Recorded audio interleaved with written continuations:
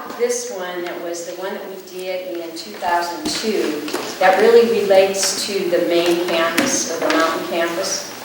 And I thought that would be important, particularly for people that weren't, all of the committee members, you do actually have this, we've already handed it out. But I think what you can see is that I think there might be some confusion that somehow this document that we would end up with is going to specifically say exactly what's going to happen on this land. It is a plan that's going to identify certain land uses. It's going to identify certain parameters. It's going to identify locations for certain things. It's going to identify open space. That's what it's going to do. And if you look at our a good master plan, some of the components of that are identifying particularly the land use, so that you're real clear on the map of where you might put academic buildings versus residential buildings versus recreational facilities. It identifies historic issues, if there are historic issues that we need to be concerned with. It clearly identifies the gateways and the entrances to this area that you're referring to the master plan as. It also identifies open space issues, gateways and transitions. It identifies parking and circulation and those things that are going to be important if you have a good long-term plan. And so the goal will be at the very end that what we come out with as a group is that we'll come out with something very similar to this. We will have a published document that lays out kind of the parameters for the South Campus. So are there questions of the committee? Just one. Excuse me. This is a committee meeting, and only at such time that we're open for public comment will I ask the public to speak about that, just so the committee can do its work.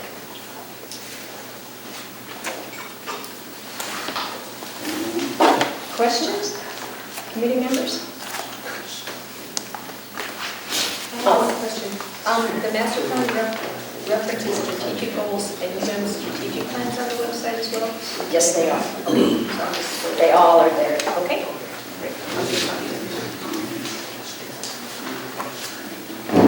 And it will evolve as we go through it. Rose, it says master plans of the University of Montana and Fort Missoula. Is that the one that you meant to hand out? Is there more than, there are two different ones there, the 2002? I believe, Carol, did you have that? Did you bring both? The one that you have in your committee book is the master plan from the mountain campus.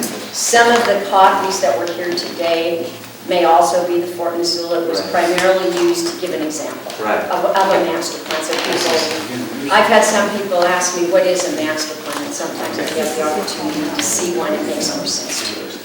So there's a combination. Good.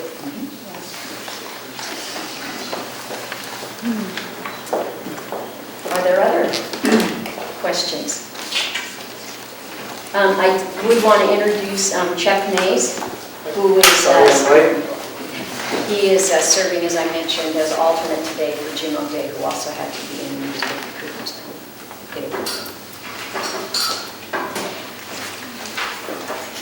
Okay.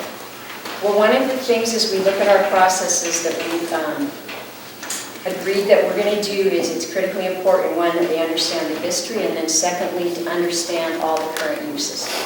And so what we will do today is that I have asked transportation services, student campus recreation, and student housing. I've asked for those three areas to take time to go over and explain the functions, the history, and any issues surrounding those particular areas that they'd like to share with the committee, so we have a good understanding of what the current land use is.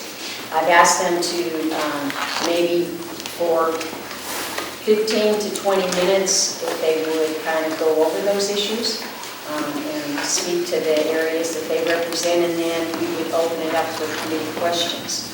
So given that there are several people that really are involved in transportation services, I've asked Hugh Jesse if he would, because because he oversees transportation services for the University of Montana. I've asked him if he would coordinate and introduce the guests that we have that are going to also be able to speak to transportation services. And you aren't necessarily limited to 20 minutes, because there's several people I know who that want to speak. So Hugh, would you like to come up? As Rosie mentioned, she asked me to bring together for background and scoping purposes for the committee, what are the activities that are happening down here with respect to transportation services and future developments. And so there are three. One which is Mr. TMA, the other is Mountain Line, and the final one is Adash River Transportation. And so Lynn Hildegard is here to speak about Mr. TMA's activities in the South Campus. Mr. TMA was formed in 1996. In 2002, we started working with the University of Montana. We had received a congressional earmark from Conrad Burns, and we had available to us, yeah, he's gone, 450,000, won't get those anymore either. We had 450,000 available to us, so we partnered with the University of Montana through Ken Willett to build the Southside Transfer Center, or the Marlis McMahon Transfer Center. Basically in that transfer center, what goes on are my agency operations. We run the iRide van pool, which serves the University of Montana, both students, faculty, staff. We have 5 vans that serve that particular area. They come from the Bitterroot Valley, Alberton, and the Mission Valley. Right now, as a whole, we have 12 van pools that serve Missoula, doing a total of 65 work sites. We've got 150 participants.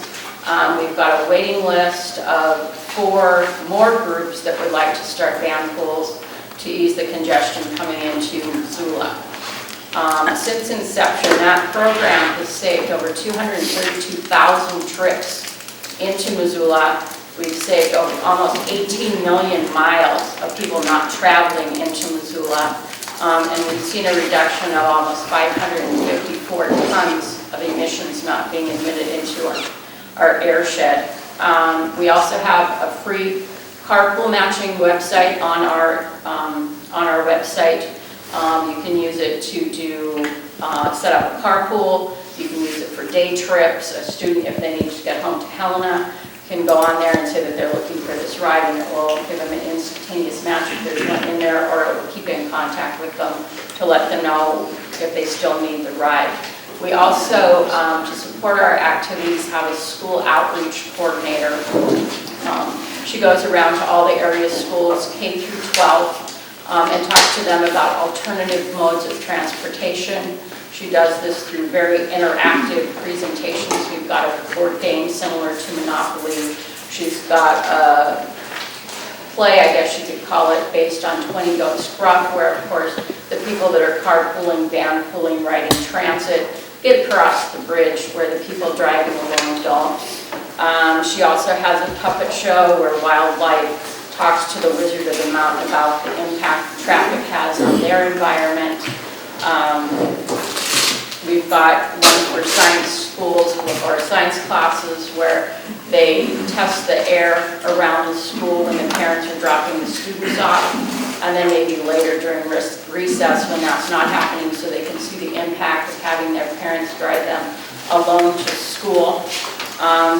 Since inception in that program, we have reached over 34,000 students both in Missoula and Ravalli County. The other operation that we do out of that building is our community needs van service. We use our van pool vehicles, which would normally sit idle during the day, to provide transportation to seniors and adults with disabilities. We have a special program with the food bank where we help low-income people have the transportation to access the food bank services. We do grocery trips once a week for seniors living in the assisted living facilities. Since inception of that program, which was about 4 years ago, we've given over 28,000 trips to that market, and we have 617 regular participants in there. We average about 600 rides a month in that program. The other work that I'm involved in is several projects that are going on in the area. Montana Department of Transportation currently has a Five Valleys study going on where they're looking at trying to coordinate transportation coming from the outlying areas into Missoula to see if we can't coordinate that and reduce congestion. For seniors, we're also looking at what they're calling a one-stop shop where anybody could call one phone number and find out anything about any transportation service in the state, how you could, say, get from Havre all the way to Missoula in one continuous trip. We're currently working with Mountain Line and some other individuals in town on community transportation coordination plans as mandated by the Federal Transit Administration. We're also working with Ravalli County, Sanders County, and Lake County on their plans. And we regularly attend all of the transportation advisory committees meetings in those outlying areas so that we can help affect the transportation coming into Missoula. And I guess the biggest funding or problem that we have is funding. We have way more people wanting to ban pool than we have the resources to supply the vehicles for them. So that's 20 minutes.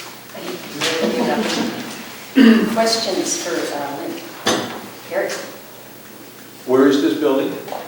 And where do you park the vehicles? Okay, the building, if you go through the breezeway, it's right on the other side of this housing. Okay, so it's part of the housing complex? Okay. Yeah. And there's that big- you just use the parking lots then? Yes, we built I think there's 282 park and ride sites there that are free to both people Right. accessing the UM Shuttle and Mountain Line to get downtown or other places. Our van pool vehicles, we've got one backup vehicle that's parked in our garage facility, and then the rest of them either go home with the drivers at night, and during the day they go to the driver's work site. Okay, so they're really not on site here except to pick up and drop off? Right, except the ones that the driver is working or, well, basically working at the university. Right. And is the garage facility on campus or somewhere else? It's right across the parking lot from ours. They're just two very small one-story buildings on either side of the entrance to the So parking lot. that's part of the use of the land right here? Yes. That's what I needed to know. Yeah. Yeah, we had to build a garage in order to access the federal funding. Okay, so that was a condition of the grant.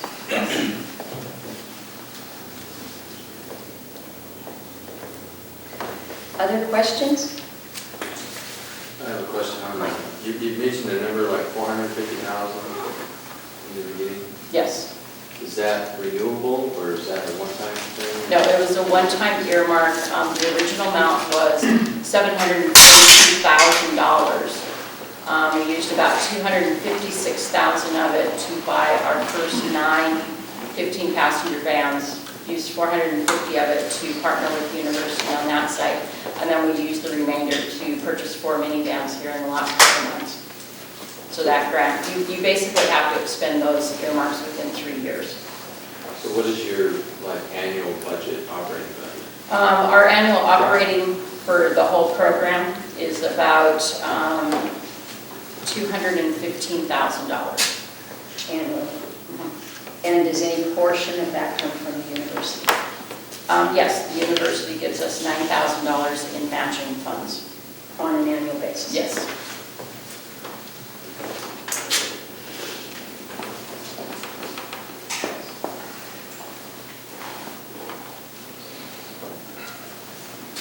Lynn, you mentioned that there were 4 groups that were on the waiting list. Who are those 4 groups? One is a group of teachers that live in Missoula, but teach down at the Stevensville schools. One of them is a group of people that live in Alberton that work at the Palmer Complex. Then there are another group of university people. We have one van pool set up for your employees at Yellow Bay Biological Center that come down from Kalispell. Right. They would like another one that would start from Ronan. So we're trying to secure a vehicle for that. And then we've got another group of shift workers that work 6 to 6 at GlaxoSmithKline that would like to set one up.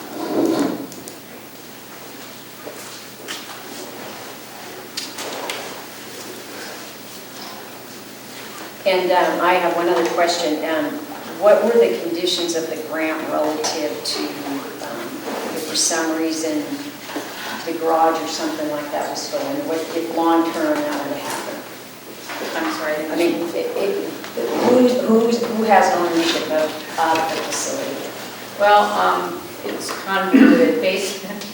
Basically, in order to get the project done, the university is leasing us the property that the building is built on, the land, for $1 a year for the next 20 years. That lease is renewable for another 20 years at the current value of $1. Basically, the building and the garages belong to Mr. TMA.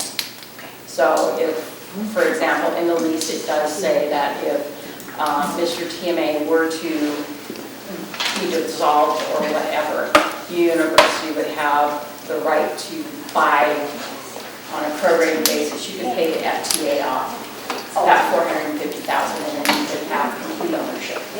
So it's under the depreciation schedule. Yeah, and after 40 years, it reverts to, Okay, so after 40 years, Yeah. the ownership of it is reverts to the university. yeah, Okay. so you probably won't care. Okay. Yeah, right. Just for clarification, I've heard some whispers out in that area. Can you clarify exactly what Mr. TMA stands for and what that means? It stands for Missoula River Valley Transportation Management Association. And basically what your normal TMA or Transportation Management Associations do is they would go to a business, say I've got a vehicle, they want to start a van pool, teach them how to do it, and then they step away and the company runs it. We're basically the only transportation management in the state, and we're the only entity running van pools in the state.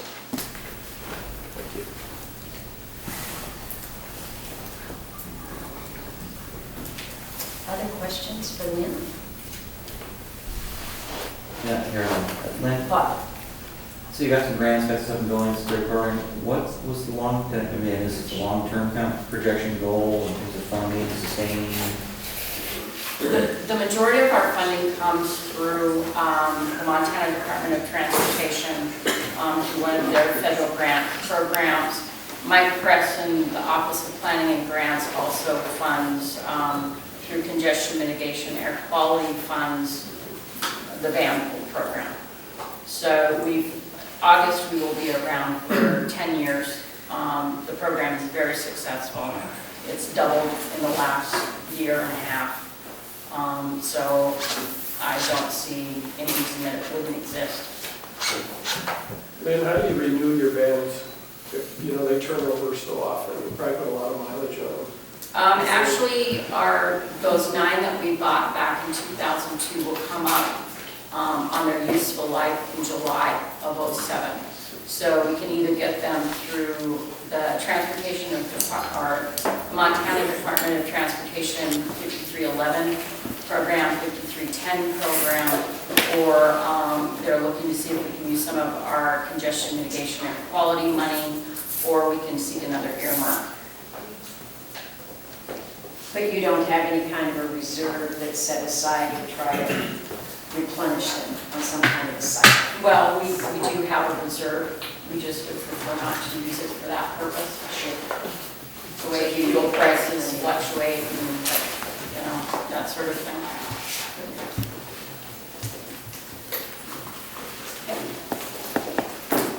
Lynn, thank you very much. It's been very, very helpful. Any more other questions? Now we'll move on to a transportation organization that you're probably familiar with. Steve Earle, the Mountain Lion. I don't know where you want me to go, Rosie. I can just walk around and tell you about it, or you want me up You just there? come right up here and I'll just sit over I think here. most of you have met me at one time or other. I'm Steve Earle. I'm the general manager of Mountain Line. Mountain Line's a city transit agency that operates in the Missoula Urban Transportation District. It also was kind of interesting to listen to Lynn, because I go back long enough to have rebuilt the engine in the first van that Mr. TMA had, that we donated to him along with a computer and a copy machine. About I think it was only about 15, 16 years ago, wasn't it? When this, I think it was 94. 96. The van pool started in 97. Okay, District well- Started in 96.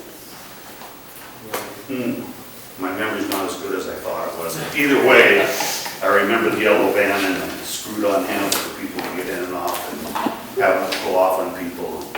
So we go back a long ways, but Mountain Line goes back further than that. 1977, they voted in the Missoula urban area to establish a transportation district. And what a transportation district does is generate matching funds to provide public transportation. So just because you live in the city of Missoula or in the county doesn't make you part of that transportation district. It shows up on your tax statement. The district's comprised of parts of the county and parts of the city, but not necessarily all of them. Just because you have a new house in a newer area, that's where it really gets sketchy, because some of the newer areas are in the district, others aren't. It generates revenue that matches the funds we need to provide transportation. That along with a match. Our budget, our annual budget is about $3 million a year. We generate about $1.8 million in taxes, another about $400,000 in fares, and then we get some federal assistance from the Federal Transit Administration, the funding there. We get state assistance, and we've got partnerships with several other agencies in town to provide contracts. We contract with the university. That's probably the most interesting thing to the people that are in this room, is that we've contracted with the university since about 1990 to provide transportation at no cost to people who have the University of Montana ID. And I say at no cost, I'm hesitant to say free, because the university pays for that privilege. We currently contract with them for $142,000 a year to provide that service to the university. There's 3 major routes that go by here: Route 1, Route 12, and Route 6. And I got here a little early because I took the bus here. And well, Ken and I were talking, I looked at the schedule, and 123 times a day, you can take a bus within a block and a half of here. If you want to walk down to the corner, you want to go out here and take Route 12, Route 6, and you can get, if you're a student, and you're like I was when I lived in married student housing, you want to get the heck out of here, you get 123 options a day at no charge. Which is a lot better than it was when I lived over here on Rimini Court. Actually, I saw a picture in the paper, was it last week or the week before, where they had the old student housing, where some people in this room, I think, went to college here. I won't mention any names, Keith, but what did they call it? Somebody must have seen that picture in the paper of the old student housing that's down here. There's the strip houses. Yeah. That was- That was really, made me feel a lot better about living on Rimini Court. But anyhow, long story short, we provide public transportation. About 720,000 rides a year is what our current ridership is. And we provide service on 11 fixed routes. We provide paratransit service for people with disabilities that qualify under the ADA, under the criteria that's established to use our service on 24-hour notice. We provide them with what's called comparable service, or service that will take them from the curb by their house to the curb by whatever destination they have. It's not specific to what they're going to do. It doesn't matter if it's to go shopping or to go see a medical facility. If they can't utilize our fixed route service, we provide that service for them. The cost for that service is $1.50. The cost for our fixed route service is 85 cents. One of the more unique statistics, though, that tells you where Mountain Line fits in its peer group nationally, is you live in a city with 65,000 residents, 22,000 of them, roughly 22,000, at times as high as 25,000, have bus passes in their pocket right now. We have an Easy Pass program, which is part of what Lynn does over at the Mr. TMA facility. We contract with the Missoula Parking Commission. They provide the funding for downtown employees to utilize our service with a pass, an Easy Pass like this that they all have, and they can park at the Lewis and Clark, either in Marlis and Fannan, or at the down in the corner at Dorn Blazer. They can park there for free. That was part of our agreement with the university, and they can ride our bus back and forth to downtown. Like I said, 123 times a day if it works into their schedule.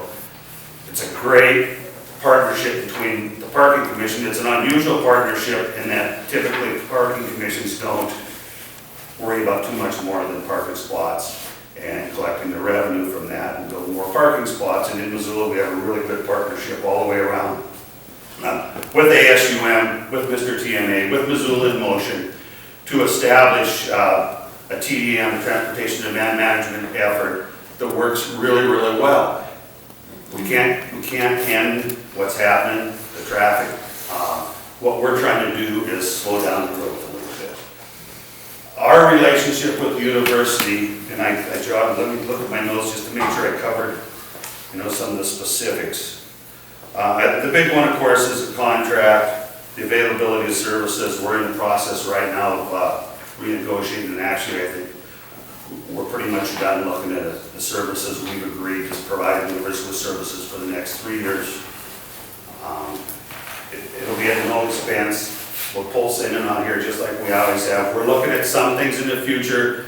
The board for the Mountain Line, and I rode over here on Route 6 today, and interestingly enough, on a route that 5 years ago you could have rode over here with 6 people on the bus. There were 24 people on the bus. It's now a 30-foot bus. It used to be an 18-foot bus.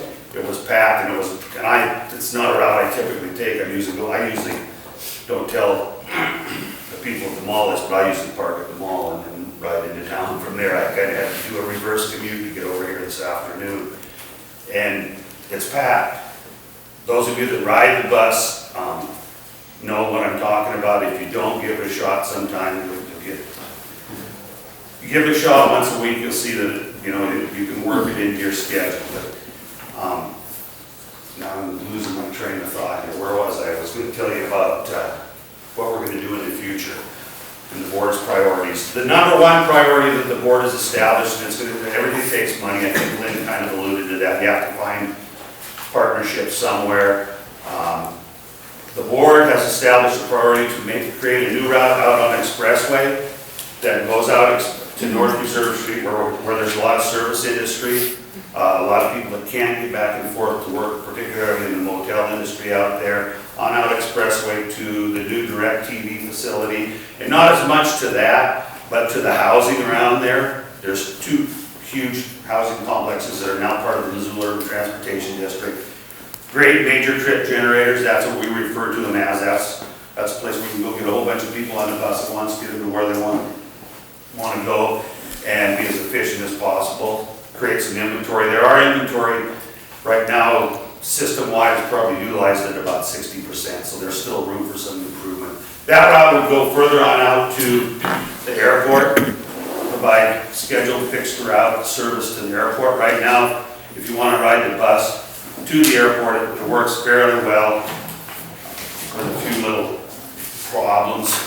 One is we might have to go over the stone container on the way to the airport because the route makes a loop out Mullen Road and then back down Highway 10. The other problem is it only serves by request, so if you're landing on a plane right now, you want to catch a bus into town, you've got no way to call in our office and say they don't have Route 10 swing into the airport, so you have to everything clicks so that you can call from the airport when the bus is going by and you don't have to go to stone container. But we are the only transit agency in Montana that even serves a major airport, so we want to build on that. And that's actually what the board focuses on when they look at what they're going to do is what do people ask for. And that's one of our most requested additions, is more so North Reserve and Expressway right behind the airport. Then the next thing is frequency of service. We know what makes the bus system work is frequency of service. If you don't have to wait, if you can throw the schedule away, if I don't have to tell you that a bus goes by here 123 times a day, I can tell you that the bus goes by here every 10 minutes and just go stand out on the street. And I think Arthur Avenue, with the combination of the service that ASUM provides and Mountain Line provides, illustrates that to all of you that at least work over in the university. As you see buses going up and down Arthur all the time, you're not really sure where they are or where they're going, but you know that if you get stuck, you can catch a bus. And they are going either to downtown or to the Lewis and Clark Transfer Center or Marlis McMahon.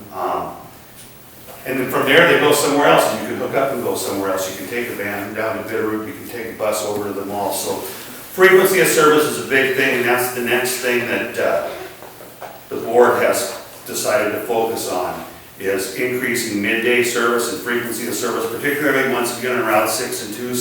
Those are primary routes that go right around here.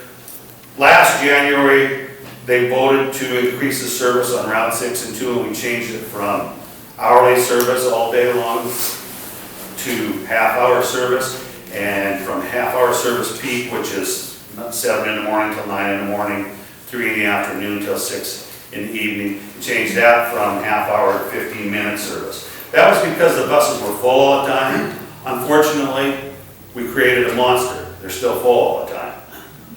Instead of spreading the ridership out, which was what we hoped would happen, that people would just go at a more convenient time for them by increasing the time that the bus is there, more people took the bus. So, once again, we'll have to approach that, rethink it, and we're going to have to double the service on that route. Thirdly, is service to outlying areas. We're looking really closely at ways, through the new funding that's available from the Federal Transit Administration and the state, to provide service outside of the Missoula Urban Transportation District. In order to do that, we have to find partners that will put up matching funds for the operating for that. We have some surplus equipment that we can use, but we cannot use Missoula Urban Transportation District funding to provide that service. So, even though if you live in the district, you would instantly say, well, why don't you just provide more service within the district? This is another funding source, another way of providing transportation in the area. And the key areas that we're really hearing from wanted are Lowell, Clinton, and Frenchtown. And I think more so Lowell than anything. I think you'll see that proven out in the study that Lynn was talking about, the Five Valleys Regional Study, where they're looking at public transportation needs. And I think you see it every morning when you look at Highway 93 and see what's happening on that highway. That's where we're headed. Great. Questions for Steve?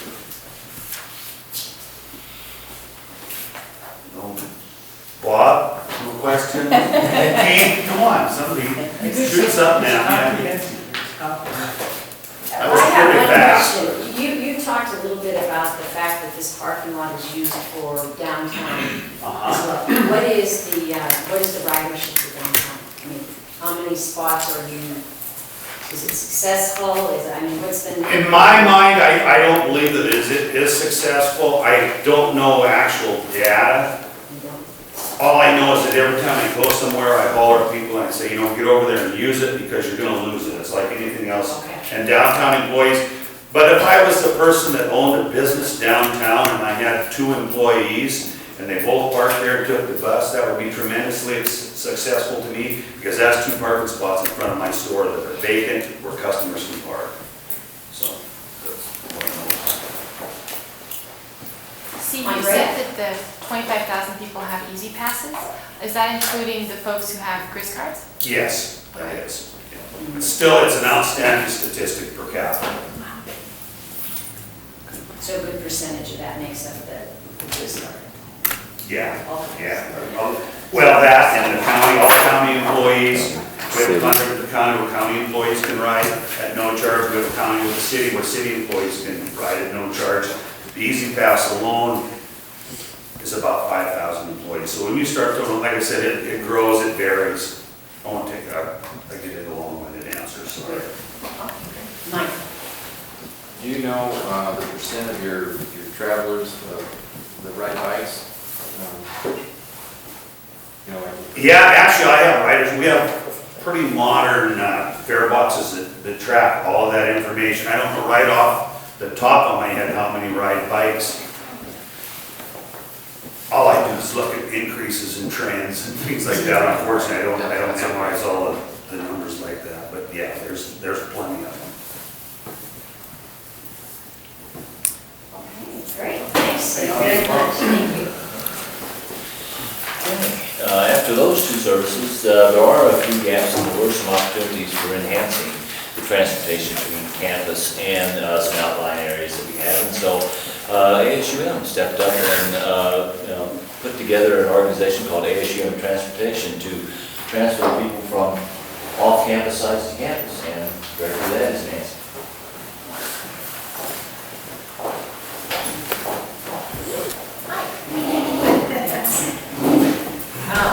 So I work for ASUM Transportation, and there's my bosses. They do a great job. I also have a student board. There's 8 student members that really direct what we do. Our mission is basically to promote and provide transportation options and awareness to the university community, which we do by a student fee, which is $12 per student total. Part of that goes to a late night bus, and part of that is a transportation fee. So our, I wish I would have had some kind of PowerPoint to be able to show you, because these are pretty dramatic numbers, but our numbers, we started in the fall of 1999, and we gave 3,860 rides. In 2005-06, we gave 224,766 rides. In the fall of that year, the fall of last year, we gave 6,735 rides, and this year we gave 8,180 rides. So again, we continue to grow with that service. It's a very popular service. It runs every 10 minutes, as Steve Earle just mentioned. Frequency of service and ease of where your bus goes makes this an extremely popular bus system. Way more popular than we ever thought we would ever be, let's put it that way.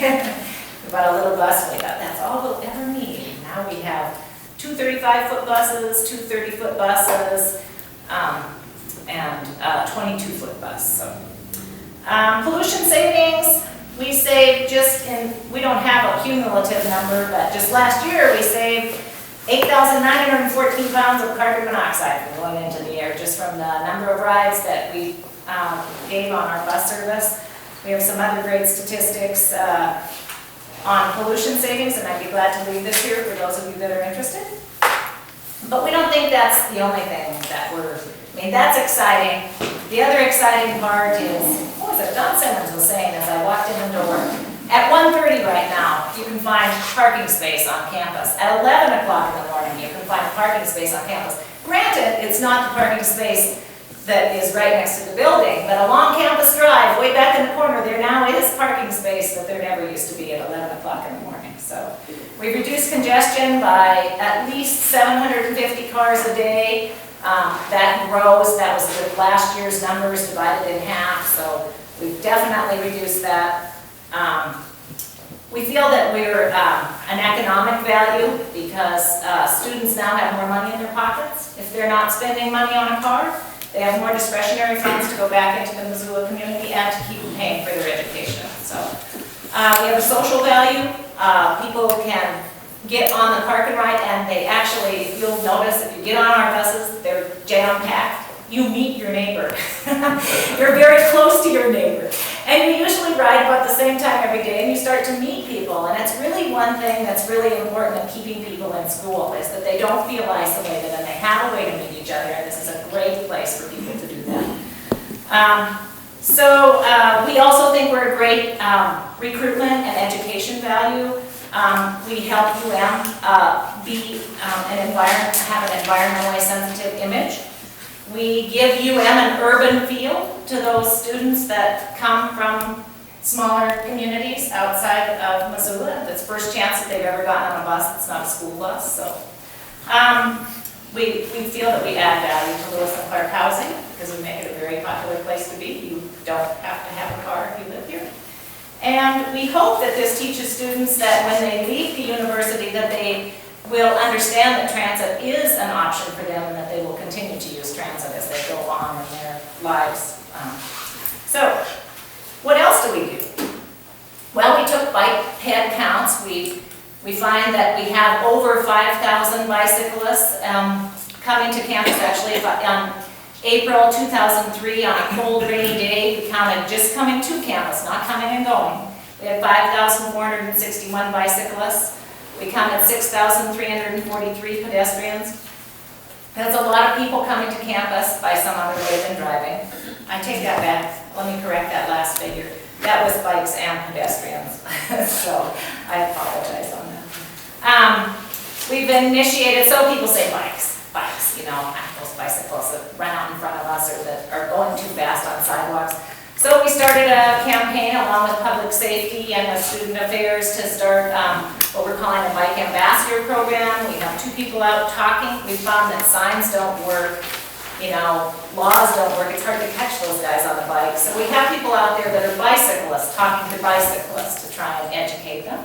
So that's been a really successful program. We're really thrilled with that. We'll continue on this spring. We have a late night bus. We call it U-Dash. U-Dash runs from 7 o'clock at night till midnight, Monday through Thursday, and 7 o'clock at night until 2:30 in the morning on Friday and Saturday. That service comes from campus out to Lewis and Clark, back to campus, and then to downtown and back out again. This has been a service that the students ask for over and over again. We finally started it after lots of consultation with all of the community. It's been a very popular program, and I believe the value of that is something to all of us. Anybody that has had a safe experience instead of an unsafe experience will say that this service there's not a value to be able to add to this service. And we did give 15,711 rides on that bus last year. And this year it's holding about the same. It doesn't really grow. That's a pretty steady figure on that bus service. We have free checkout bikes that can be checked out by the faculty, staff, students, a lot of international students who don't want to come to campus and purchase a bike because then what do they do with it? It's a great service for them. So we have 50 bikes that we check out to folks. We've added bike parking on campus. However, I have to admit that bike parking is a challenging issue that we'll continue to work on. And then that's about it. We promote mountain line, we promote van pools, we promote carpooling, we promote the Way to Go Club. There's over 1,323 students enrolled in the Way to Go Club and 511 staff members. That means all those people commit to not driving at least 1 day a week to join that program. I think that's about it. Do you have any questions for me? Nancy, what are your, as it relates to South Campus, what are the routes? I mean, what is it? We have bus service every 10 minutes. Every 10 minutes out here and back into the campus. Correct. But it comes, we should also explain, it comes to the transfer center that Lynn was talking about. The bus pulls into the parking lot, and picks students up, goes through the parking lot, picks students up with dorm laser, goes out down to family housing, and then down to Rimini Court, and then to campus. And then at night, the bus comes through this compound and parks right outside. When we did that, we moved it off the street so that we can disperse students to the back side of the facility.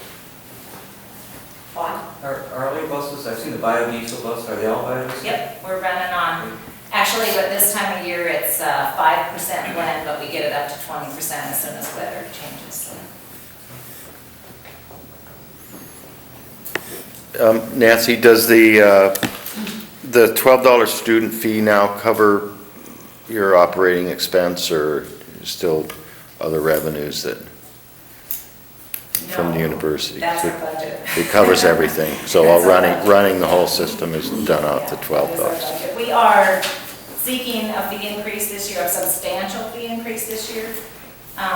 So we started as a demonstration project, like I said. I mean, this started out with a little van, and then we bought one little teeny bus, thinking that's all we were going to need. And the numbers are continuing to grow. People really like it. It's very convenient, and we're going to really try and upgrade our service if we possibly can, if the students want to do that.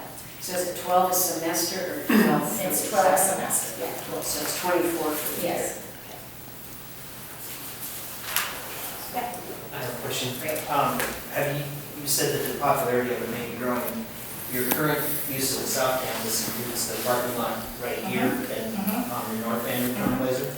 Is that sufficient for how long out, and would you be looking at one to add more? There's still room to grow in those parking lots. There's definitely room to grow in this one. That whole back side of the track, there's another parking lot back there. No one parks back there yet.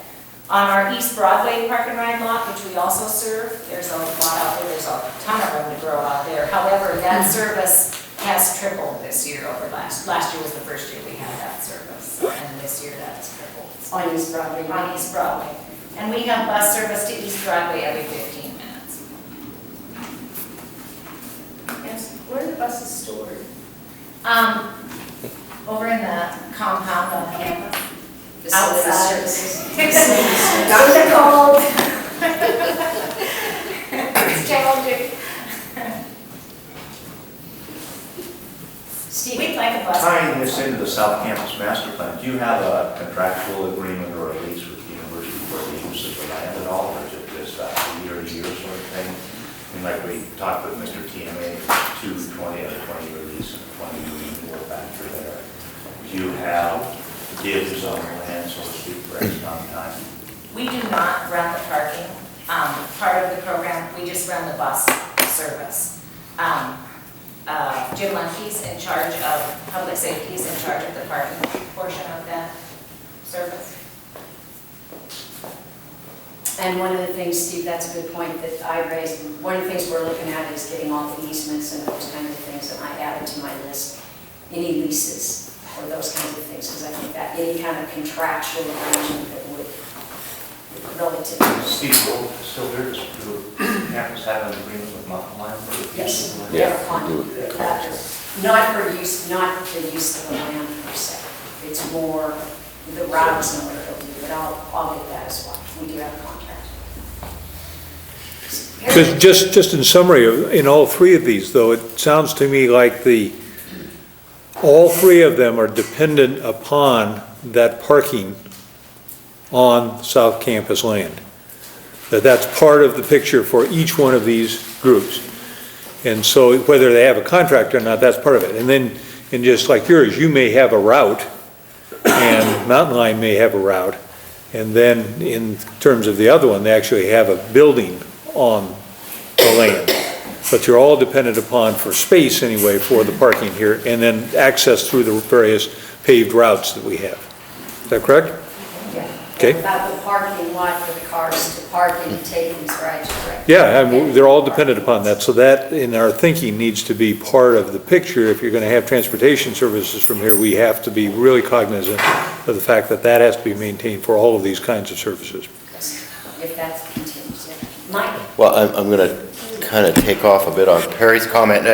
There's a broader relationship between transit and parking, and there's a lot of history to it, and not just on campus, but in the Missoula community. As Steve mentioned, the Parking Commission Steve Earle uses its revenues to help fund alternative non-SOV transportation.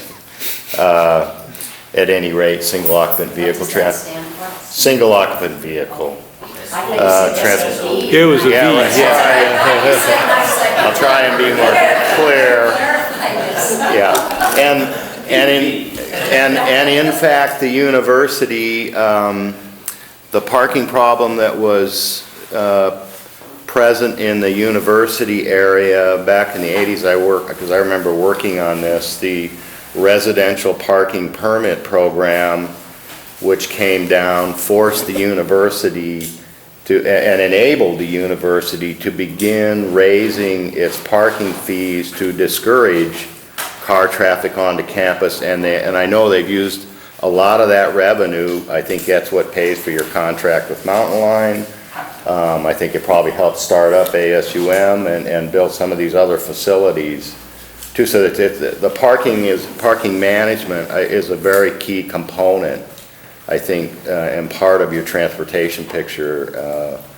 It's a way you can influence how people get to and from campus through pricing, and can be used to help some of these other ways, biking, walking, use of the transit system. So there's a long history there, and there's a relationship you need to be aware of as you think about transportation and how it operates here. They're really tied together. Yeah, I think so. It can be, and I think should be. Other questions? Okay, great. Thank you very much. Okay, so We'll move on now to student campus recreation. I'll stand. Give a quick rundown of this week. We've asked South Campus Field. We will not discuss the golf course today. Chris Anderson will come at some point during this and discuss that, but we'll talk about this. The history lesson that I'll give is campus recreation variety started in 1972. At that time, they were given control of most of the outdoor fields. Those fields at that time consisted of the Clover Bowl, which is now in the gallery building, Arthur, Maurice, Connell, and Eddie. That field vanished in about '93. There was also where the Washington Grizzlies Stadium is. There was a very large grass area that was used both by varsity football and by a variety of intramural and student programs. That was gone in 1985. The River Bowl, which is that strip of land that runs along the north edge of campus by the river, that was opened in 1974. That had been a parking lot previous to that. And that was opened in 1974. And then that triangle of land just to the east of the River Bowl where they have the tailgate parties, and there's also some sports fields there, and that fenced football practice field just to the north of what we refer to as the River Bowl. That was acquired in the mid-'80s when the Milwaukee line went under, and that's when the Kim Williams Trail stretching in both directions actually started. Some are going to know that, some don't. But so those fields were acquired for a variety of things, but we did lose the Clover Bowl, and we did lose what were known as the Fieldhouse fields. So when the Clover Bowl went, it was determined that we had to replace those fields because of the number of teams and the things that students were doing. So it was determined to move those fields to this area that you see here. That had been parking, and it was lovely. It was just a mess. Anyway. So we actually turned parking into green space. We've done that several times. Shocker shocks. But we took that in increments, and starting in 1993, a certain amount of money from the Gallagher building went into developing part of this field, and I'm going to refer to this as in thirds. 2/3 of this area was developed into play fields. There are what amounts to 4 fields out there here. And at the same time that was going on, the athletic department added a women's varsity soccer program. They needed a space for that. The area along South Avenue in Higgins, formerly known as Campbell Field, there was once a baseball field there. For those of you who aren't familiar with that area, there was a baseball field there. The Legion played there. The University of Montana varsity baseball team played there until about 1972, and it was disbanded. And Little League, all kinds of things went on there. That eventually was taken down, and a soccer field went in there. The women's varsity soccer program now uses that. And that was developed in about approximately the same time as the 2/3 were here. About 1995, we opened that field, and we realized we had a further need for some fields. So we went to the Student Building Fee Committee and got the money to develop the final third of this as a sports club field, and I'll discuss that more in a minute. So what we basically have here now, soccer facility, varsity soccer facility, a varsity track. Those are maintained by athletics. And then about 9 acres of sports turf here, divided into 3 sections, north, middle, and south. And as you can see, they're up against the Tool Village housing, part of the golf course, soccer, and the track. We also managed to get a parking lot in here recently. It provides good parking for both the track and for our games. And as Nancy pointed out, as this park and ride thing continues to grow, I think more people will be in there. It does get some use, particularly in the afternoon and evening. Basically what we have going on here are intramural, student intramurals and sports clubs. The sports clubs are the men's and women's rugby, a men's and women's lacrosse program, an occasional men's soccer club that seems to come and go on like a 3-year cycle. We also have the hang gliders use part of this quite a bit. And then we have a number of other organizations that come and go. Our intramural program consists of intramural football. We have, 50-some teams. Intramural soccer and intramural ultimate. Ultimate is what it is. And then we also do a few other odds and ends out there. Probably in the spring, we'll have 100 teams participating in activities out there. And in the fall, we'll have about 70. Our club program is very, very strong. I'm sure you've seen a lot of students out there. Lacrosse continues to grow. Rugby's been solid. As I said, the men's soccer club is up and down. The varsity women's soccer program obviously is very successful. In fact, goes on forever. So those are the kinds of things that go on out there. I will also tell you that varsity athletics occasionally uses those fields when not in conflict. In the summer, they're used by the sports camps and some of the other activities. If you and your friends want to go play out there, we don't care. If you need to schedule a community team out there, you need to talk to us. What we try to do is we want to be known as having the best sports grass in town. We don't want any mud wallows. We put a lot of money into keeping those tip-top shape. We think they're the best fields in the city, those in the River Bowl and the practice field. And obviously, Washington Grizzly Stadium has, what's it called? Sprint turf. I mean, they're in great shape there. So we put a lot of time and effort into those fields, and they are maintained by the people who maintain the golf course. We spend probably $8,000 a year in maintenance. I think probably in 1995 money, $160,000 when I was building those, I think. To do those that came from the gallery building, the student building fees. And they get used quite a bit. We're real pleased with our intramural participation. And the students like those fields. There was a discussion when we were forced to move from the Clover Bowl. There are actually some great stories about that, but we won't go there. But when we were worried about would those fields get used,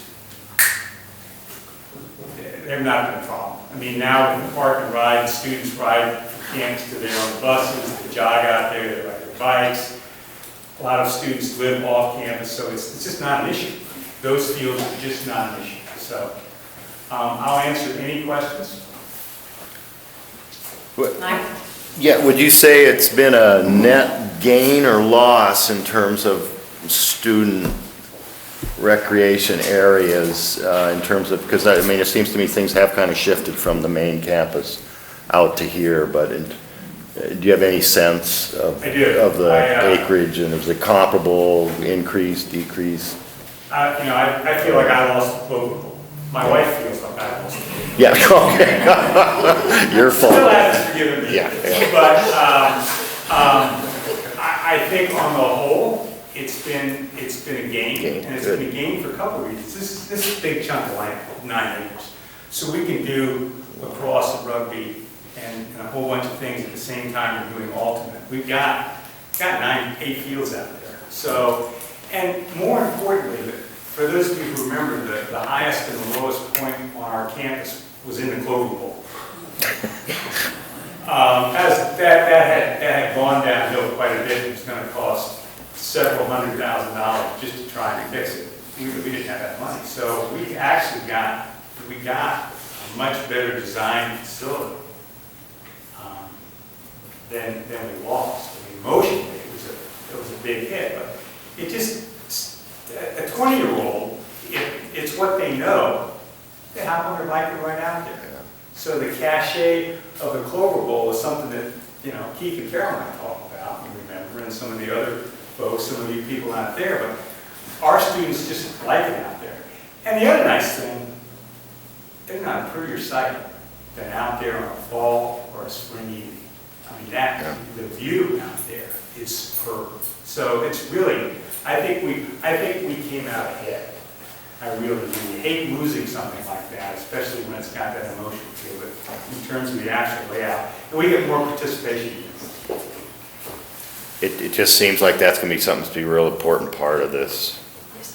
I mean, the kids Glad that you are- built the are- expectation, Yeah. I think, you know, they Well, love That's that. why we're having these, that's exactly why I thought it was important to have. This is a key Or we may area. not understand these issues. We have an active student body. I mean, Yeah. I mean, they're active people. They know where the library is, and they know where the rattlesnake trail is. And, we've got we have a bunch of statistics that we can demonstrate that. Rosie, I think this might be a question for you. At one point I heard, and this might not be true at all, but when the Adams Center field went away, that there's an easement or there's something out there that says that these fields can't go away for 20 years or for 80 years or something. And that's what I can tell you right now, to the best of my knowledge, that isn't true. But we're getting all the easements and everything. Okay. So that we have, like we did on the history of the land, we're gonna have actual records that are real clear about what there is. Okay. But It sounded like it was more of an agreement between the student body and the administration, rather than an easement. oh, I was gonna say, because an easement will be easy. Yeah. We'll be able to look, you might wanna look in your records. Take a look at that.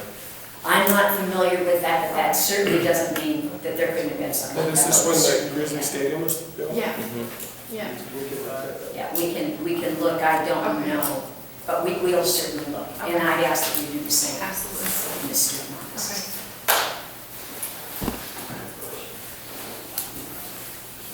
Is it how many acres that you Right. have, meeting the student need now and what you project the need to be in the future, or do you think you'll need more than that? Right now, we have a couple of problems shoehorning everybody in between the River Bowl and fundraiser. But we can get it done. There's talk amongst part of our staff about trying to put lights up on the River Bowl. And I think that's a ways out there, which we can do more games. So we can, with the fields that we have now, get it done. But if the campus grows to 15,000 with the same sort of age spread that we have, and we're getting the same sorts of students that we have, we'll probably be short. We may have to do some things. Limit teams, have Saturday morning games, they'll work well. There's a few things, but right now, we're fine. But 10 years from now, there's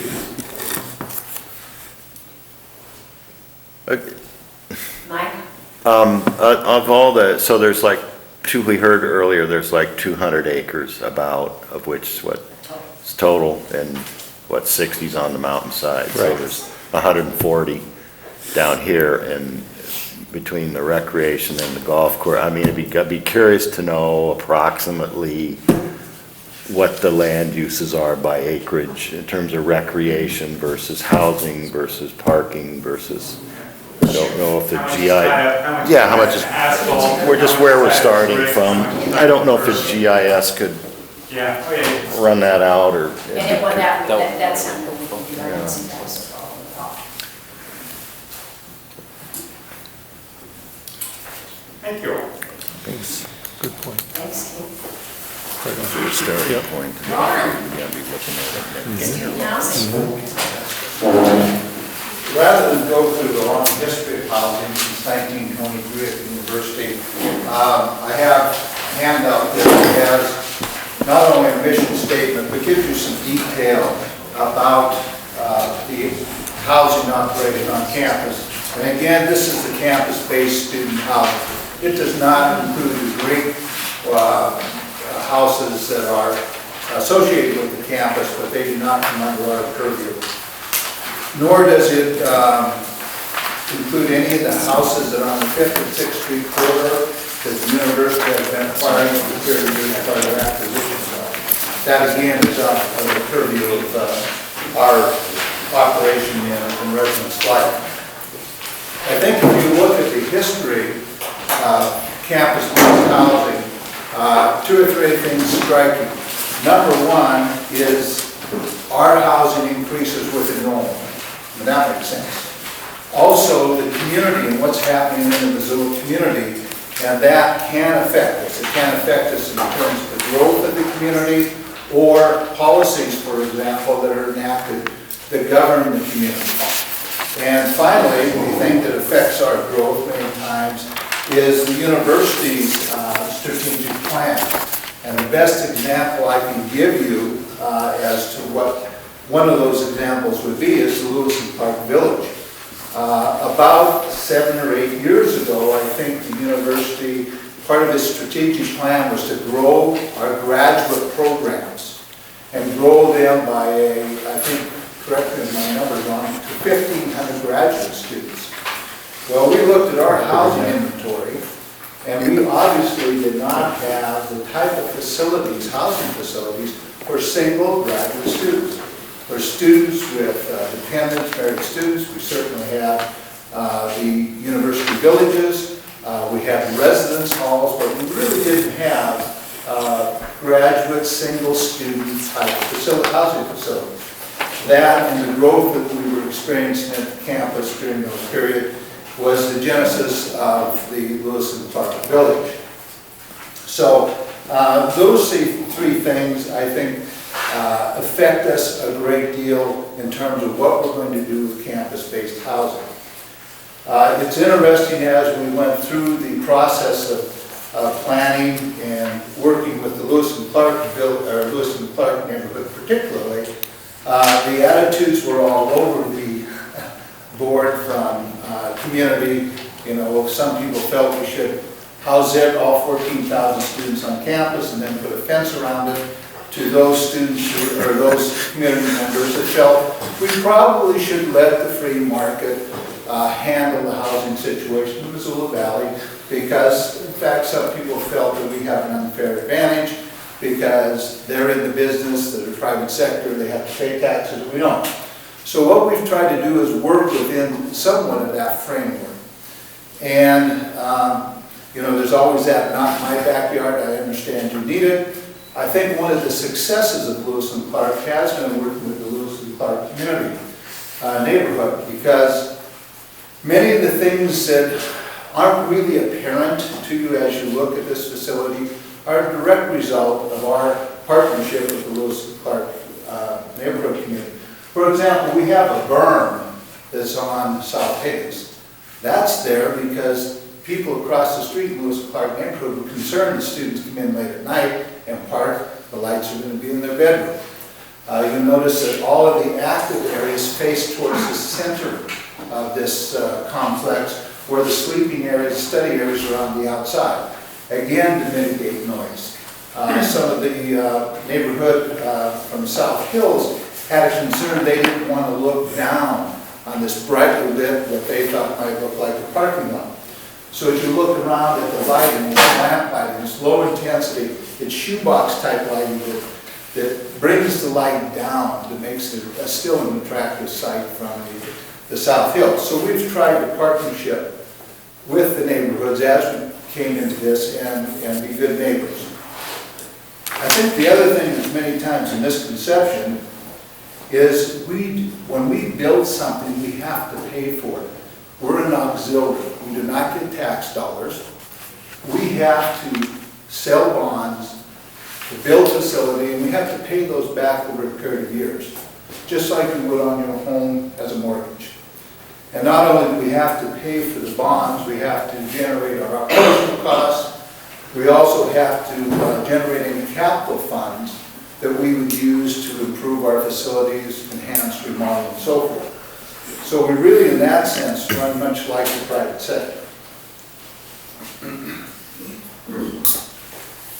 We also, as we look at our facilities, we know that students continue to change over a period of time. The double occupancy off the corridor in the residence hall is not something today's student wants. You know, they've been in their own bedroom since they came home from the nursery. And, you know, one of our major challenges, particularly in our older buildings, has been to upgrade the electrical system. Because when some of those buildings were built, it came with a study lamp and maybe electric alarm clock, maybe electric typewriters. Now you run in with computers, sound systems, hair curlers, hair dryers, you name it. So we need to look at our facilities and make sure that we're building the type of facilities that students prefer, so they stay there. Another part of our mission statement, of course, is to make it as economical as possible, because we understand student budgets are tight. Our future plans, I guess, right now we don't have anything on the drawing board.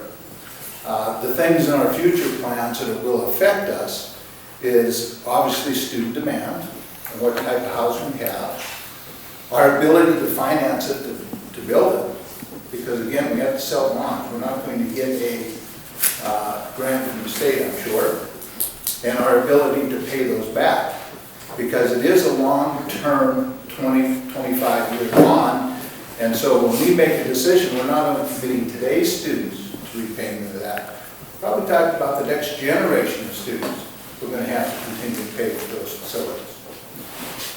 We do have one designated site left for housing on the campus, and that comes from the master plan that was done in 2002, and that is on the 5th and 6th Street corridor that is directly east of Arthur Avenue. That has been sectioned out in the master plan for future housing.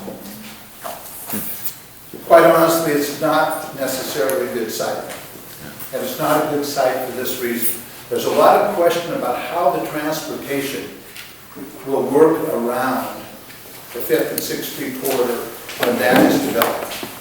Okay? There's also some talk about, maybe that will become another gateway to the campus. How does that affect the housing? And quite honestly, there's not enough space to build the type of housing that today's student requires or wants, the preferred need.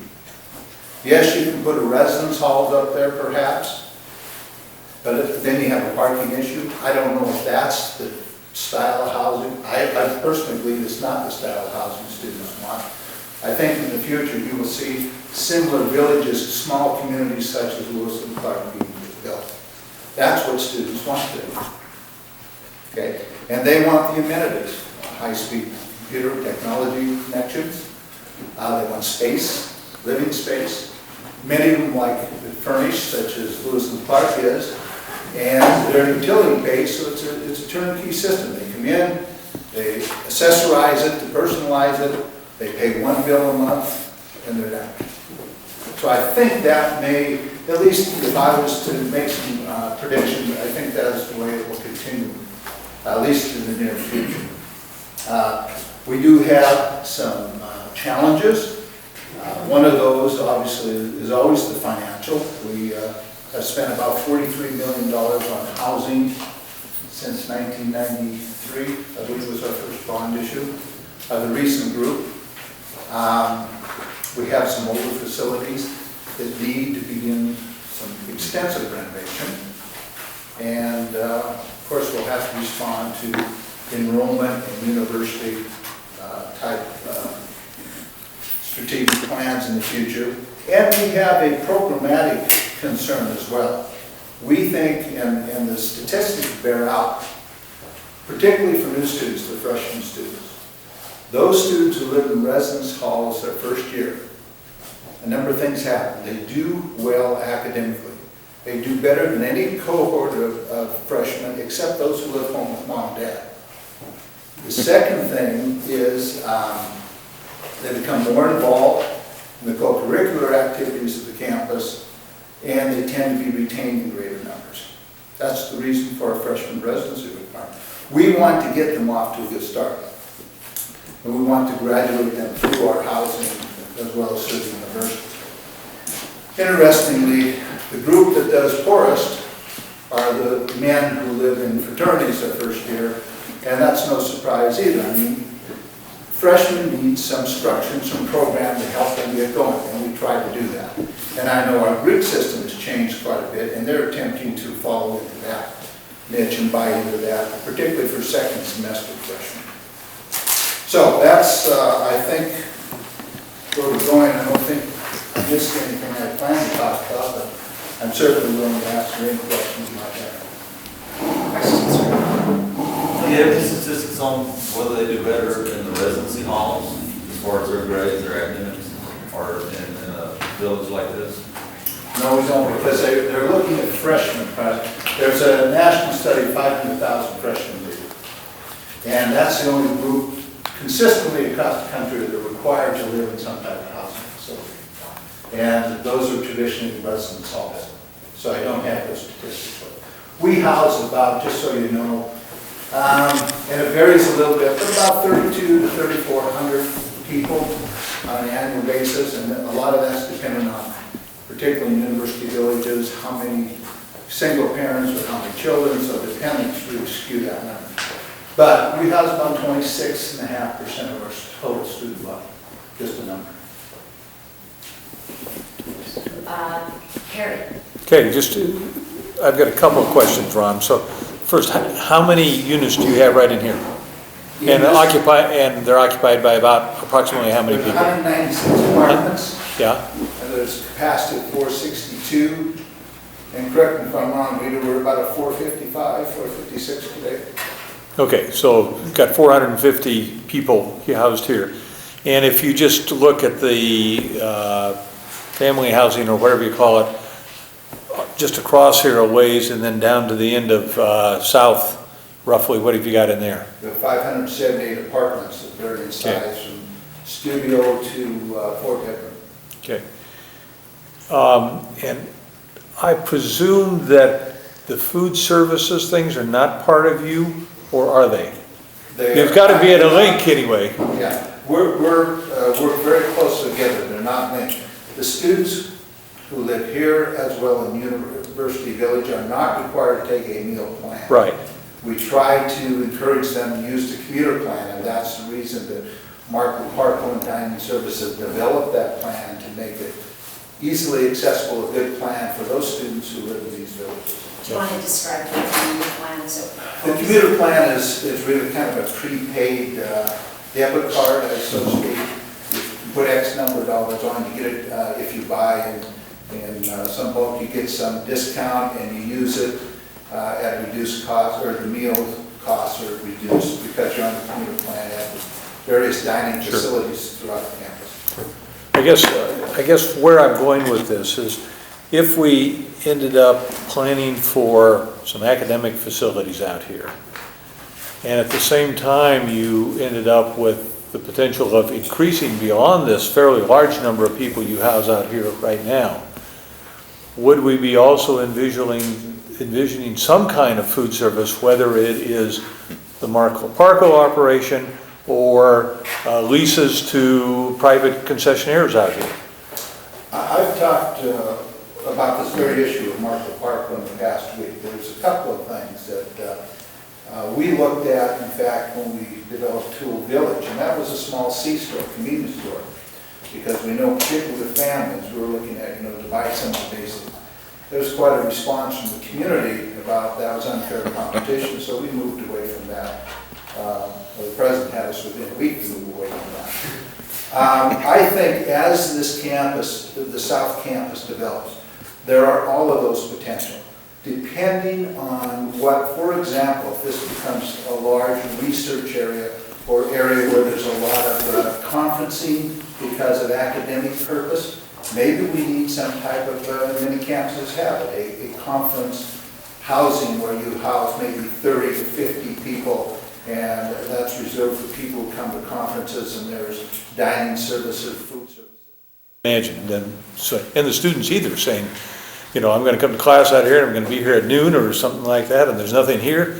And, they certainly can go in some of the commercial establishments right around the corner here, but that's probably not going to cut it for what you need to have to serve that working population. Right, and especially if you're going from class to class. That's right. And you have limited time. I think one of the first things we would do would be a coffee kiosk.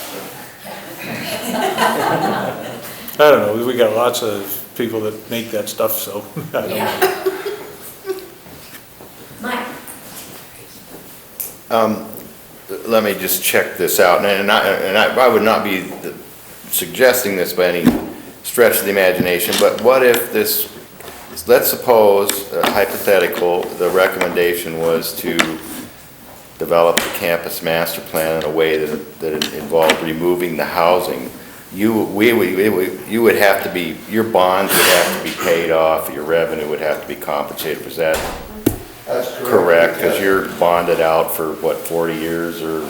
The bonds on this facility Yeah. are being subsidized by the rents in Right. University Villages. Yeah, and the everywhere else, exits, which right. have been paid for a year. In fact, there's a large umbrella of bonds that include not only this campus, but the Butte, Dillon, Helen. Oh, you're tied into that, They're all under oh. one So umbrella. you're big part of the revenue stream, yeah, it makes it really tough to It's a do. huge umbrella that covers Yeah. a lot of bond issues. Sure. We're through bond cities. We have, actually, yeah, Yeah. our bonds are what we call cross-pledged. And the reason that you do that is because your interest rates and you're able to get much more leverage, and you've been able to do some extremely favorable financing. So what we have is cross-pledged revenues, all revenues from every revenue stream that is pledged are pledged for the entire debt. So while we look at the projects as somewhat standalone to make sure that they're going to be able to generate sufficient revenues and not be dependent on others, they're all cross-pledged. And that includes not only the Missoula campus, but it also includes Butte, Helena, and Western. But if you find some money, one recommendation, I can point out which buildings we'd like to remove first. Oh, okay, sure. No, I say, I'm not going there, but I'm just curious. Excellent question. One other question, what's your sense of the demand for more student housing? I mean, your history is really interesting. It looks like it's, gone up and then it's been stagnant, and they've even converted some types of housing units into office buildings at some point, and then lately it's been a different type of housing. But how, do you have enough supply to meet demand, or, I mean, what do you hear from students and others? We still, in the fall, as we did this year, went into a little bit of a housing crunch, which took us about 3 weeks to clear. We've made some policy changes to try and help that, because what we found this year particularly was our no-shows, particularly men, those are people who paid applications, sense they're coming, they say they're coming, and they just don't show up. That would have allowed us to really mitigate that overflow housing at the beginning of the fall semester. Right now, we're averaging about 92% occupancy in the residence halls, about 92 to 94 at University Villages. Out here in this particular area, it's a little less because many of the students leave for the summer. And, but we have more and more, and it's relatively new, so we don't have a long history. Right. But I would say right now, we probably have enough beds, except maybe at the beginning of fall. And depending on what changes in the mix, if our freshman students, the number of freshman students increases dramatically, we're probably going to have a little bit of housing crunch. The other thing that, as I indicated, affects it is what is happening in the Missoula community. Right. And right now, the Missoula community, in terms of the rental market, is probably better than it's been for years. A great number of years. It used to run about a 1% occupancy loss or vacancy, and now I see it's anywhere from 5 to 7%, which indicates a healthy market. Mm-hmm. So the community certainly has a great impact. So that takes some of the pressure off your, your housing. About 26%, so the other 75 are somewhere. Somewhere, yeah. Okay, thank you. Other questions for Ron Bob? Ron, you mentioned concerns that Lewis and Clark neighborhood had and the folks on the Hill had. And maybe this is a question for Dean and Greg at the same time. Now that this village is built, Lewis and Clark village is built, and it's up and established, what are you hearing from the neighborhood? The last complaint I heard from the neighborhood was St. Patrick's Day when the UDash brought up some students and they sang Roseville Bridge or something as they came to their facility. Early on, before the parking lot, we had some considerable concern about parking because we have on site here 330 spaces, is that correct? and there's 462 students, so some did flow. A part of our agreement with Mr. TMA and this parking lot is our students can park in that area. So since that time, I've not, other than the St. Patrick's Day, I have not heard any complaints from the community. Maybe Greg or the other folks could add to that.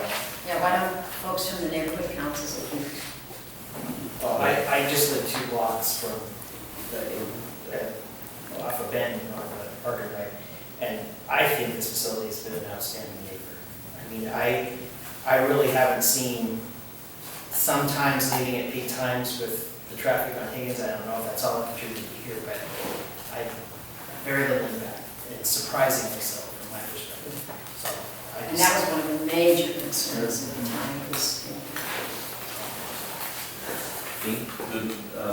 Good reports. I think we had a beautification project that we were working on here on the corner where the pond is, and just doing weed pull and those kind of things. And Marilyn Marler participated on that with us. And we had probably, I'd say about 40 people show up, and half of those were students. So I'd say it's kind of a really good thing. We had that twice. And each time, I think 50% of the people that came were probably students. I'm gonna, well, we have about, are there any other questions for Ron? How about if we take about a 4-minute break and then we'll open for public comment?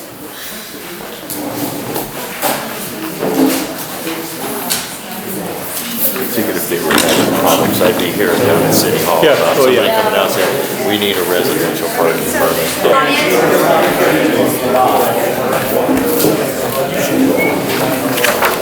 So if anybody from the public would like to comment, if you would raise your hand, and I'll call on you, if you would please state your name for the record so that we have them. So, Roseanne Dottie Sears. I just wonder, are you going to address the subject of the dates for the following meetings? Because the paper said they were wrong. Do you have a list of right? yeah, yes, in fact, that's one of the issues that we'll discuss before we leave today. Well, can we do it now? We certainly, basically, the issue, there's only, the schedule as, is on the web, everything is correct. There's 2 dates that we have following. One was February 19th, and that's because that's holiday. And then May 28th, and again, that's Memorial Day weekend, that's holiday, because we meet every other Monday. It just so happened that every other Monday landed on those 2 holidays. I would like to propose that on those 2 dates, we just move it to Tuesday from 3 to 5, or whatever time we end up with, but we just set the time for Tuesday for that particular day. Can we look at our calendars and respond to that next week? That would be great, or the next time. And you'll post the updates on the website too, right? Yeah, You'll keep that most if you go up out to there date. now, you'll see they're posted, but we'll post the updates on that. So those are the only 2 dates where there was a problem, it's February 18th and May 20th. What about the timing? That was one of the questions. Peter said something about 5:30 or... Yeah, if you recall from our last meeting, what we agreed to was that we would hold our next meeting, which is in February. That particular meeting would be from 5:30 to 7:30, because there was a request from the public. We would then, after we consider, at this point, our meetings are 3 to 5, with the exception of that one, but we agreed we would come back depending on what kind of show we had at the after 5 meetings, whether or not we would change the times of the meetings. So that's something that we'll have to come back to again. But right now, we have the dates set, the times are set unless we change because we find that there is a lot more participation in the meetings itself. And based on Ron's request, we'll if you look at the calendars and if that would work. And ideally, if you could even email Carol and let her know if that would work, and if it does, then we could get those posted. We wouldn't even have to wait till the next meeting. We could get them posted. So they'll have to look at the availability of this room. Yes. You're talking about moving them to Tuesday. Just The 19th and the 28th. So it'll be February 20th and May 29th. That's correct. And will you publish this in the paper as well as put it on the website? We're looking at you. I will be putting this in the paper. Georgia State will respond.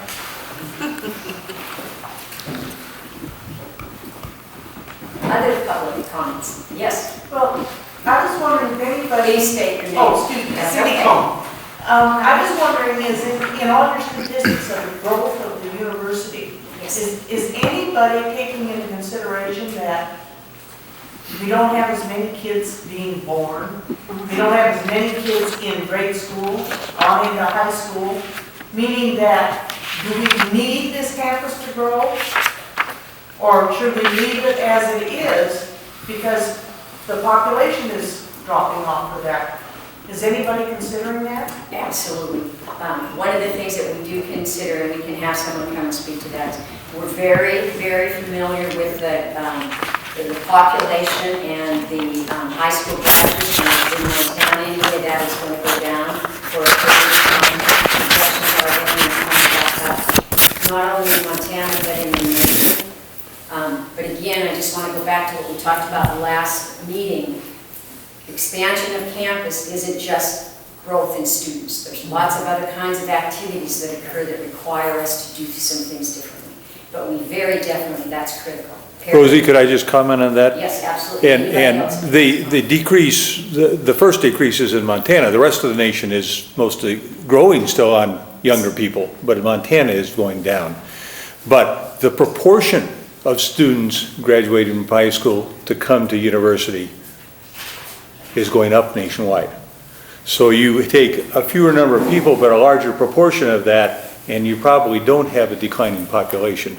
If we're successful with more people going to university, any university, for study, and we know that at least for many, many of the jobs that people are looking at, it's a necessary thing to do, more so than it was in the past. And as our, even though Montana's graduation rates, or high school graduation is going down, our non-resident population at the University of Montana is going down. The other thing is one of the focuses, and just having been over at the legislature last week, one of the major focuses is that we have an excellent percentage of students that graduate from high school. But if you compare us across the nation, we're one of the last in percentage of students that go on to higher education, whether that be 2-year or 4-year. So you're going to see an incredible focus statewide to get students who do graduate to move on into higher education of some kind. So even though we have fewer students graduating, we have a very low percentage that go on to secondary education. And so it's critically important, and there's a huge focus to get more of our graduating high school students into higher education. And the difference with our sister states or states around this area is they're sending about 80% of their high school graduates, 87%, on to some form of post-secondary study and training. Montana's in the 60th percentile. Wow. So just a switch of that 20% would make a huge difference in the number of students that may attend the University of Montana. So very much so, those statistics are things that we work with and watch and look at trends all the time. As a university and a system. Are non-traditional students, are those growing up at U of M? Oh, they had been, but non-traditional students, I think, have either flattened or dropped a little bit. But then I think that's one of those things where you see something happens because of the cost of education or in the need to work. And as we solve those problems, that's going to go back up. And it certainly is going to go up with the association with the growth and development of the College of Technology.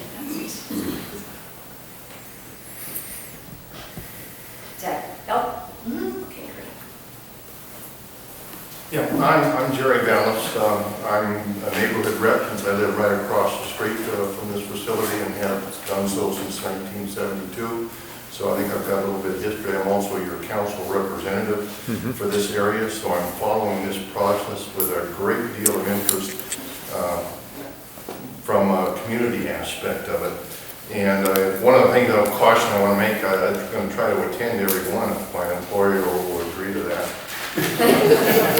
But from 5:30 to 7:30 on Monday makes it impossible for me to attend. So that one meeting, I will not be able to be here, and hopefully my neighborhood council people will be representing. One question I want to ask Ron is how long does it take to develop a housing project? Because that's where I think the plan comes in. Because two things, from a play field, I've seen the fields over here improve from doggy fields and mud fields and places where we used to store snow and that to very attractive neighborhood enhancing open space. And I think that's a real benefit to the entire community. So I want to just agree that with everything that Keith said and the improvements that we've had have been just tremendous. And the other one in housing issues, I guess I'd like to see you encourage to continue developing at least a percentage of houses per population that you serve now, and to continue to grow at that rate. I know you don't want to necessarily compete with the private market, but we've had a lot about the last 8 years. I've had discussions about the conflicts between housing and community growth, and whether you're taking some of our single-family residences out of stock and converting them to student residents that don't really take care of the property. So you're in a situation to describe here where you're taking care of those students when they're out in the general population. That doesn't happen, and they do have an impact on the neighborhoods that I think we want to make sure we consider and encourage you to continue your growth. The other one is life safety issues. I don't think you compare the livability that you have in these units here and the interest that you take in your students with some of our private sector markets. And I think we really need to make sure that the students that we bring to this community have a very high degree of safety and protection. And I think the only way we really can guarantee that we're going to get that is if the university takes the forefront and leads the development way in housing. Okay. Somewhere in there was a question. The one question I did ask, how long does it take really to develop a housing project? Because I don't think you can wait until you need it before you start your process. Usually, well, we've done some fast tracks. We, in a matter of a 4-year period, planned Panzer Hall, Tool Village, and the renovation of Miller Hall, and had those things going on in a sequential, I guess it was 5 years together, maybe 5 instead of 4, and had all those things from inception to completion during that period of time. So we've been able, with the help of facility services, been able to respond fairly quickly. This facility out here, from inception or our decision to do it through planning to completion, was about 3 years, maybe 38 months, I'm not sure quite. But the large part of that, of course, is the construction. And one of the things that's helped us significantly is Panzer Hall was the first state project that wasn't managed by the state architectural engineer. They gave that to us to manage, I think with some trepidation. I think half the folks over there hoped we failed, half of them hoped we succeed. And as I said, through the use of facility services and their expertise, we were able to manage our own project from start to finish. And that, I think, probably accelerated the project by a year, Kevin, would be my guess. So I think 3 years is probably a pretty good estimate from the time we know that we have some of the basics in place, site and funding, and we're sure we can get those, and to begin to develop and open the facility is probably 3 years. 2 points I would want to add on to that. That is true of something like residence halls, where in fact it is a self-supporting activity, like Ron was explaining, where we issue the debt and then we build. We don't have the same luxury. It's like an academic facility. The state then does manage the project, and they tends to take a lot longer if you're talking about other than our facilities. Secondly, we also, the other issue is that we always try to time our building with the marketplace, and when our interest rates are favorable, we tend not to issue debt. We try not to issue debt at such time when interest rates are high. So we always kind of look at all these factors as we proceed. And we try and time our bidding process to hit the market when, usually right after Christmas, because that's when you're hungry. Get your best bids. And we've been successful in, I think, some cost containment on facility by being in the market at the appropriate time.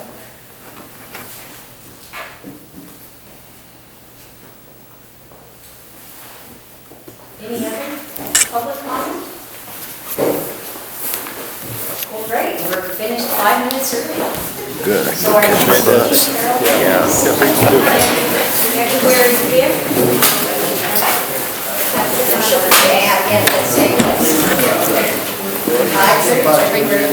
Thank you, everybody, for coming.